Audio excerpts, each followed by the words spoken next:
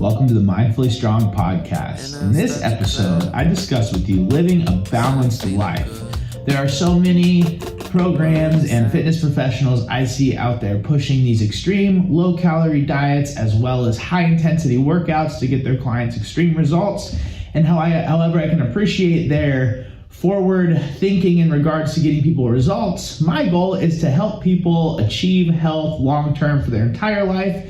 We're doing a sustainable process that's not going to feel like they're needing to kill themselves while they're exercising or starve themselves while they're eating. Let's dive in. Thank you for joining us.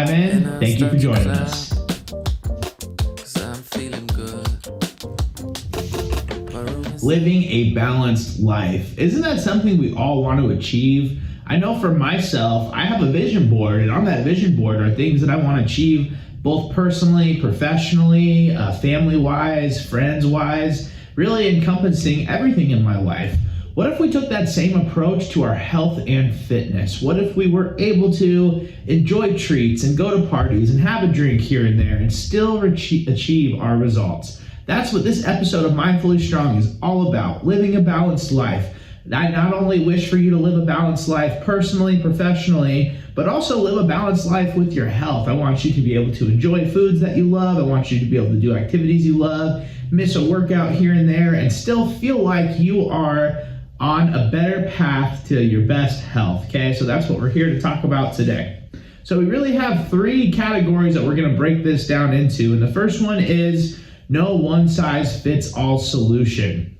I think there are too many programs out there on the market that it's like, hey, do these HIIT workouts, achieve these results. There's no one-size-fits-all solution, so we'll talk about that. We also want to give ourselves some breathing room, so we'll talk about that too. There's too much all-or-nothing mindset going on out there. If you miss a workout, it's not the end of the world. Miss a meal, it's not the end of the world. If you eat, a couple chili cheese dogs, it's not the end of the world either. So we're going to give ourselves a break. And the third thing we'll discuss in this episode is making time for you. I am a busy parent, I'm a busy professional. I know that if I don't have me time, everything else falls apart. And I know a lot of people are too busy to even enjoy a cup of coffee on their own once or twice a week. So we want to address that too, okay? So those are really our three categories we'll dive in today with living a balanced life. And we're really talking about your health and your fitness here on Mindfully Strong. First one, no one-size-fits-all solution. I had a phenomenal professor at ASU when I attended their exercise and wellness program that always talked about, if your trainer doesn't tell you, if they don't tell you that the best approach depends on the individual, they're not a very good trainer. In fitness, we want to be extremely adaptable. We want to do not a one-size-fits-all solution. We really want to think about overall health encompassing for each individual differently. So let's unpack this a little bit. We know that we need resistance training. We know that we need cardiovascular training and endurance training. And we know that we need flexibility and mobility work to be successful. Those components really help us have a well-rounded, balanced body. However, if everyone did the same program, you would not be equally balanced. And here's why.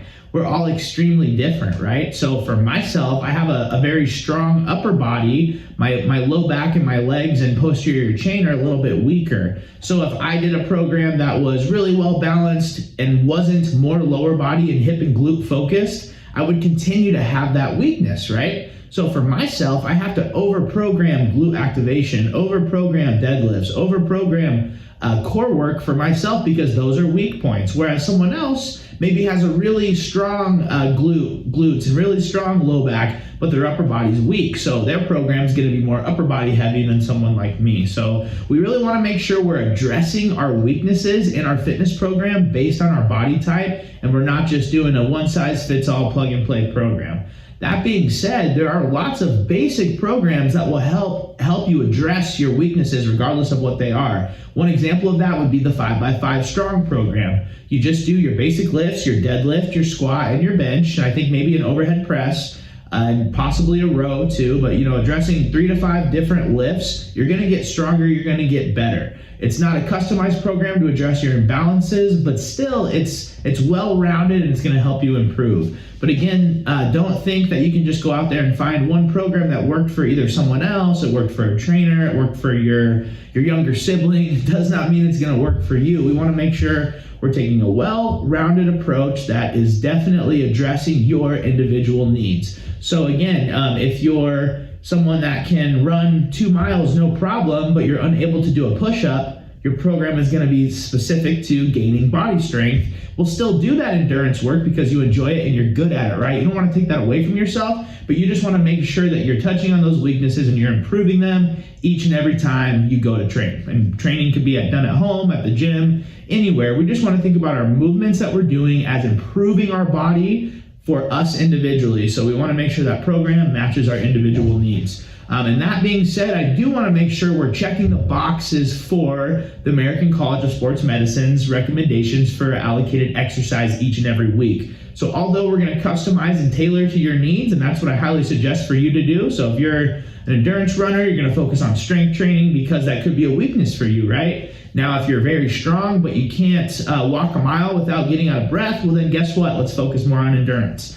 But with that being said, we want to make sure we're still getting at least 150 minutes of low intensity cardiovascular exercise per week. So 30 minutes a day of walking, checks that box, or 75 minutes of high intensity cardiovascular training. So that could be riding a bike, running, jump roping per week. So we want to make sure we're checking that box and getting at least 2 days of strength training in per week, total body strength training, to prevent decreased bone density and to prevent injury. So everything I said there with customizing your program and no one-size-fits-all solution is absolutely true as long as you're checking those boxes of 150 low-intensity cardio minutes per week, 75 higher intensity, and 2 strength training days, okay? So let's make sure we're getting that done.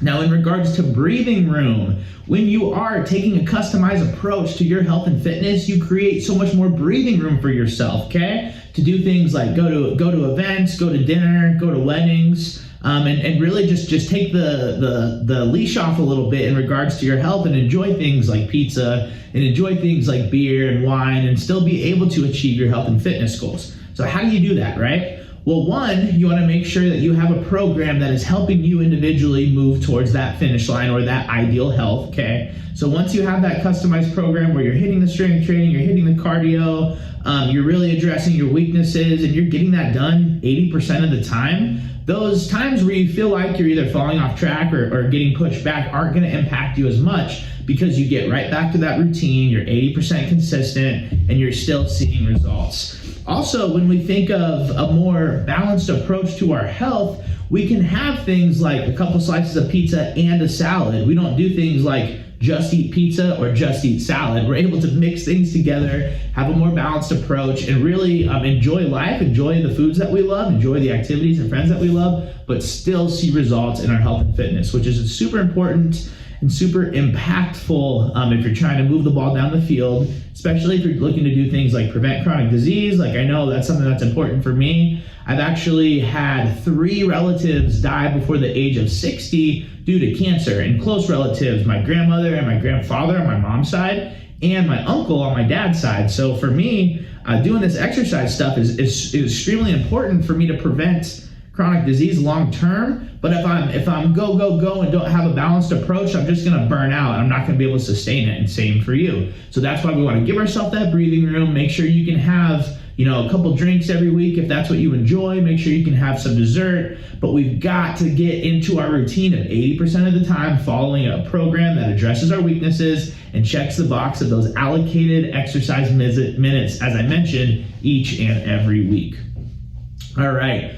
Final thing for living a balanced life with your health is giving yourself some you time. I used to think that I could just do like a 30-minute strength training workout and that was my you time, and I got mindfulness done, I was getting stronger and working on my health. As a busy parent and professional, that is not true. Some of us, maybe we work out online with a coach, right? Maybe we go to a group class somewhere. That's you time in itself, but it's dedicated to exercise. It's dedicated to your physical health. I really want to encourage you to live a balanced life physically and health-wise by giving yourself more you time, alone time. There was a time when I never even went on a 10-minute walk without my headphones in. I just couldn't sit with my own thoughts long enough to make that happen. And now I really enjoy and seek outdoor time alone. Sometimes I'll listen to music, sometimes I won't, but I just really seek time where it's just to myself, where I can be in my own thoughts, kind of reflect, project forward, do some visualization on goals, but really just have you time. So here's some simple examples to get yourself some more you time. One is a walk alone, just like I mentioned.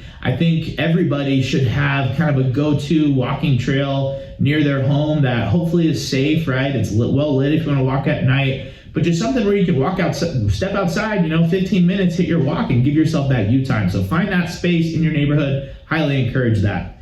Second, give yourself some time in the morning before your spouse, your kids wake up, and before everything starts. I have lots of friends who are parents also, and they wake up, they're like, yeah, my kids are my alarm.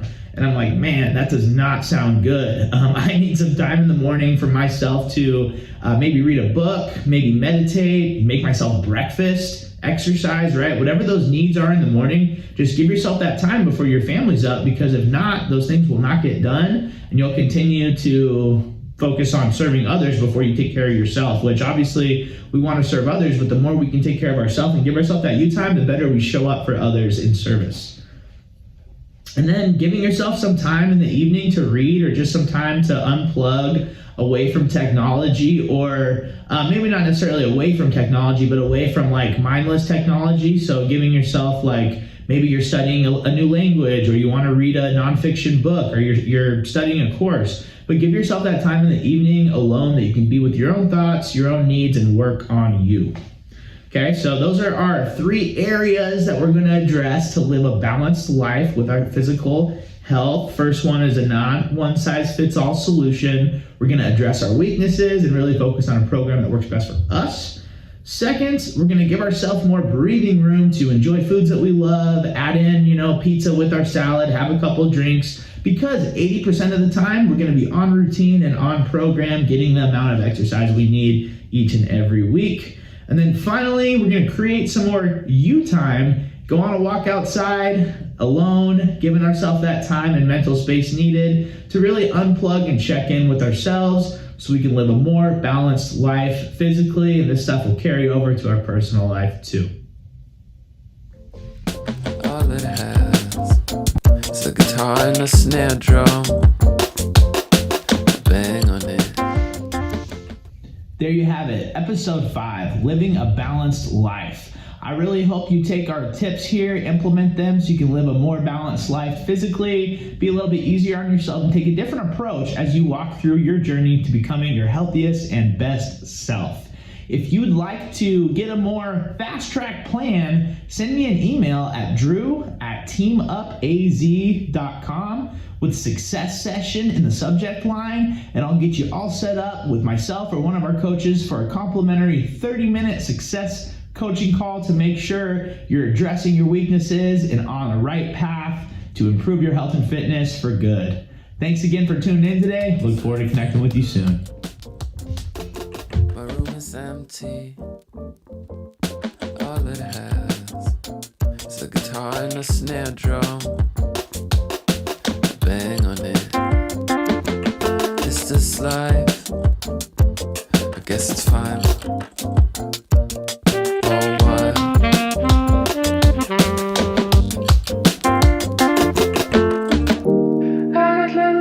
On my socks, right?